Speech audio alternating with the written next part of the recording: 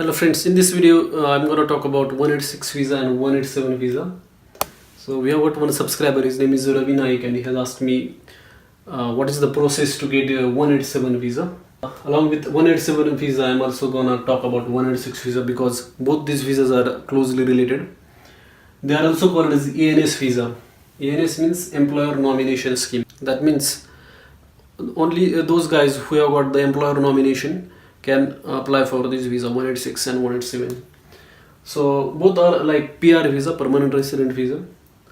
Now let us see what is the difference between 186 and 187. Main difference between this 186 and 187 is that 187 is a regional visa.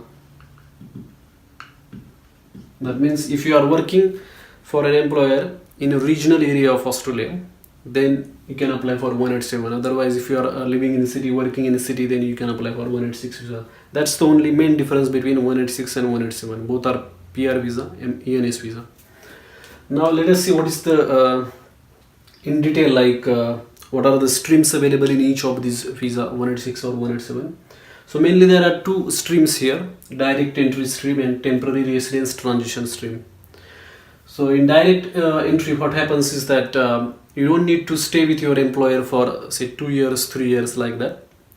Even if you like joined one of the employers for say working for them say for last 1 month, even then you can apply for this direct entry stream visa. But in temporary residence transition stream, what happens is you have to stay with the employer for minimum 2 years, 3 years, like that. Earlier it was 2 years. Now it is they are saying you have to stay with your employer for 3 years, and then only you can apply for this temporary residence transition stream visa. So that is main difference between direct entry and temporary residence transition stream. Another difference is that for direct entry you will need skill assessment to be done.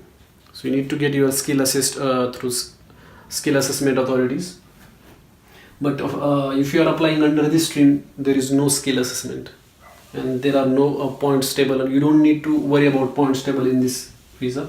But in this direct entry visa, you need to you need to get minimum 60 points, and all that points table criteria comes into picture. Next is what is the processing time for this visa. Temporary residence transition stream, first we will see.